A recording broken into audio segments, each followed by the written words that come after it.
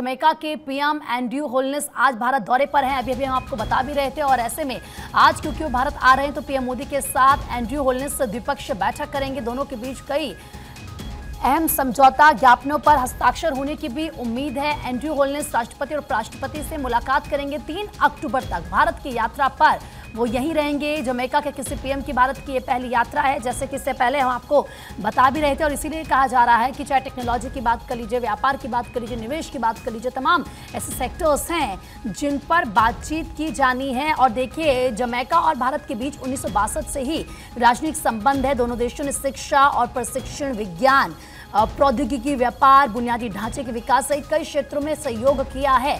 दोनों देशों ने एक दूसरे को सपोर्ट किया है।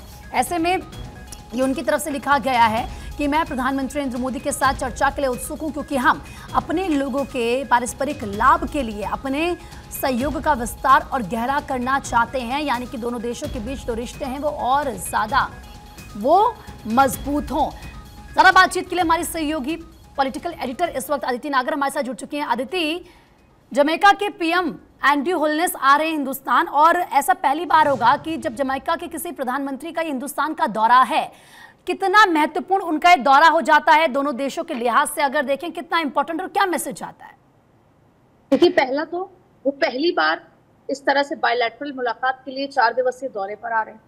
दूसरी बार ये बात अलग है कि 2018 के ब्रिक्स समिट में या अलग अलग मल्टीलैटरल मीटिंग्स में उनकी मुलाकात हो चुकी है पहले प्रधानमंत्री नरेंद्र मोदी से।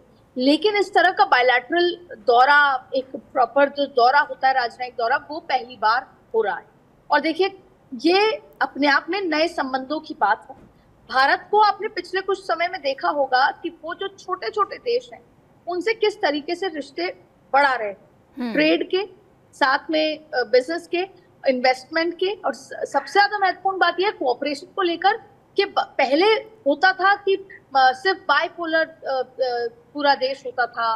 पहले इस तरह की बात होती थी कि पूरी जो वर्ल्ड है वो बाइपोलर है, यूनिपोलर है। लेकिन अब प्रधानमंत्री नरेंद्र मोदी ने पहले तो वो कॉन्सेप्ट खत्म किया कि पूरी दुनिया में केवल 1 या 2 या 3 या 4 या 5 बड़े देश हैं और उन्हीं के इर्द गिर्द पूरी इकोनॉमी, पूरा इन्वेस्टमेंट, बिजनेस घूमता है। प्रधानमंत्री नरेंद्र मोदी ने सबसे पहले तो उस चेन को ब्रेक किया, फिर भारत को वहां पर खड़ा किया है जहां पर बड़े से बड़े मसले हों वो भारत सॉल्व करता है।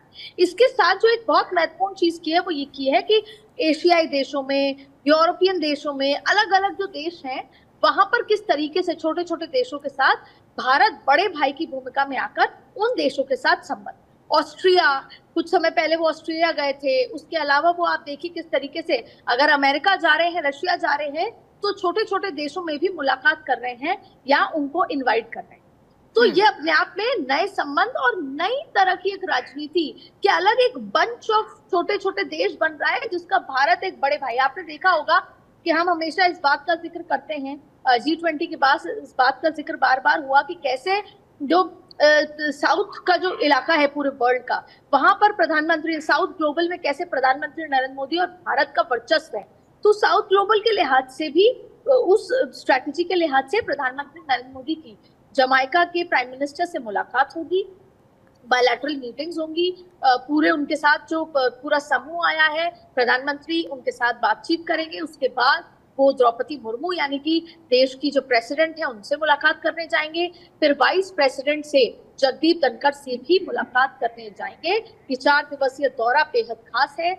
जब वो आए तो किस तरीके से उनका स्वागत सत्कार किया गया एयरपोर्ट पे, आपने देखा कि कैसे भारतीय कल्चर में बच्चियों ने उनका स्वागत किया। और सबसे बड़ी बात है, जमैका और भारत के बीच में जो एक कॉमन चीज है वो कॉलोनियल टाइज है, जो पुराने कल्चरल टाइज है, और क्रिकेट को लेकर जो पैशन है वो भी कॉमन है। तो ऐसी कई कॉमन चीजों के बीच में ट्रेड, इन्वेस्टमेंट की बातचीत करना वो अपने आप में भारत के लिए एक नए दोस्त को अपने साथ खड़े करना जैसा है, और जमैका के लिए एक नए, जिसे बोलते हैं शक्ति के रूप में, भारत के रूप में शक्ति, बड़े भाई के रूप में साथ देने वाली बात। और बिल्कुल ये भी देखना काफी अहम होगा कि और कौन कौन से MOUs होते हैं जो इस दौरान साइन किए जाते हैं। फिलहाल आदित्य, आपका बहुत बहुत शुक्रिया।